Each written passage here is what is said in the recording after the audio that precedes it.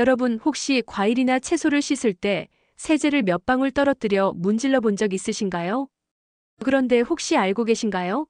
무심코 한 잘못된 행동이 암을 일으킬 수 있다는 사실이요. 세제로 과일과 채소를 씻는 행위는 식품안전당국이 금지하고 있는 대표적인 잘못된 방법입니다.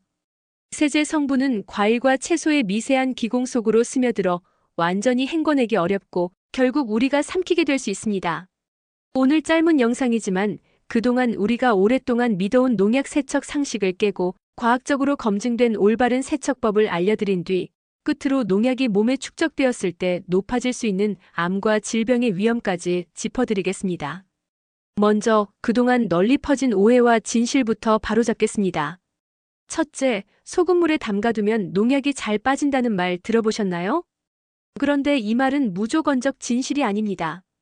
일부 특정 채소와 특정 농약 조합에서는 효과성이 보고되기도 했지만 일상적인 가정 세척에서 소금물이 수돗물보다 항상 더 깨끗하다고 주장할 만한 과학적 근거가 부족하다는 말입니다. 게다가 소금은 맛과 식감을 해칠 수 있고 너무 진하게 쓰면 오히려 야채나 채소, 과일의 수분이 빠진 탈수감과 소금의 짠맛 문제를 남깁니다. 그렇다면 둘째, 식초물은 어떨까요? 과일 세척 시 식초물에 담궈두시는 분 많으시죠? 물론 식초는 살균 측면에서는 분명 도움이 되지만 농약 제거 효과는 성분과 조건에 따라 편차가 크다는 정보입니다. 식초를 만능 농약 제거제처럼 쓰는 건 과장일 수 있습니다. 그리고 셋째, 유기농은 농약이 전혀 없다라고 생각하신다면 이런 잘못된 건강정보의 인식도 바로잡아야 합니다. 유기농에도 일부 천연 농약이 허용되며 잔류량이 전반적으로 낮은 경향은 있지만 절대치가 제로라고 볼 수는 없습니다. 넷째, 농약은 과육 깊숙이 다 스며든다. 역시 과장된 표현입니다. 일부 성분은 껍질층을 통과하지만 다수 농약은 표면이나 껍질, 건집에 더 많이 남습니다. 그래서 제대로 된 세척 방법이 중요합니다. 다섯째, 이중 세척을 위해 세제를 쓰자는 건 아예 금지해야 할 습관입니다. 오늘 이 습관부터 확실히 바꿔봅시다. 그렇다면 이제 검증된 올바른 세척법을 구체적으로 정리하여 알려드리겠습니다. 첫 단계는 간단하지만 가장 중요합니다. 흐르는 물에서 손으로 문지르며 충분히 씻어내는 것. 담가놓기보다 흐르는 물에 세척하는 것이 더 효과적입니다. 단단한 표면에 오이나 감자, 멜론 같은 것은 전용 브러쉬로 살살 문질러 주세요. 잔여 물기를 깨끗한 키친타월로 닦아내면 미생물까지 한 번 더 줄일 수 있습니다. 두 번째, 필요한 경우에만 선택적으로 쓰는 방법인데요. 베이킹소다 용액입니다. 물 1리터에 베이킹소다 12g 정도의 묽은 용액에 일정 시간 담갔다가 깨끗한 물로 충분히 헹구면 매끈한 껍질의 과일에서 표면 농약을 줄이는 데 도움이 됩니다. 특히 사과처럼 왁스 코팅과 미세 요철이 있는 과일에서 효과가 관찰된 연구가 있습니다. 다만 핵심은 베이킹소다 후 충분한 헹굼입니다. 헹굼을 소홀히 하면 용액 성분이 남을 수 있으니까요.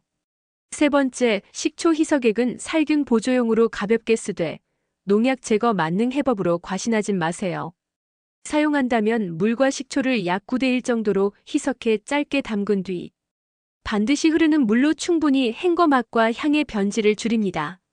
잎채소의 흙냄새나 표면 미생물 저감에는 유용하지만 농약 제거 효과는 성분마다 편차가 큽니다. 네 번째, 물리적 제거가 생각보다 큽니다.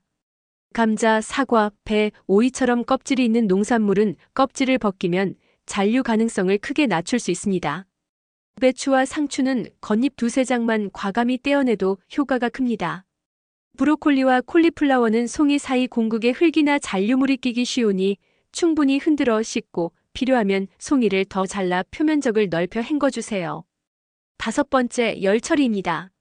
시금치 같은 잎채소나 숙취용으로 자주 데치는 채소는 짧은 데침만으로도 수용성 농약이 유의하게 줄어든다는 결과들이 있습니다.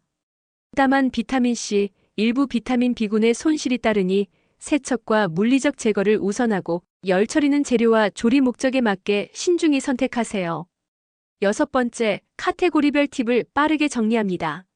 잎채소는 잎을 한 장씩 떼어 흐르는 물에 흔들어가며 씻고 겉잎은 과감히 버립니다.